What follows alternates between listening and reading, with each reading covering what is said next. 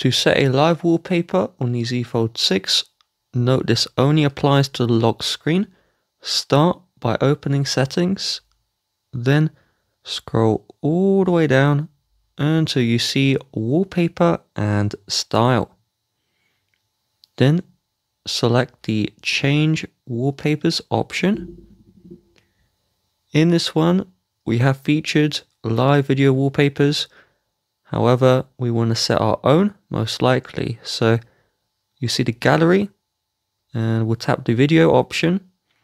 And so we can set any video as a live wallpaper.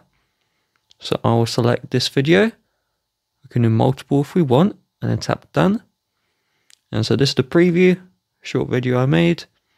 And so you can trim this one to choose the part you want, or you can tap on done. And now we can see on the lock screen that lovely live wallpaper.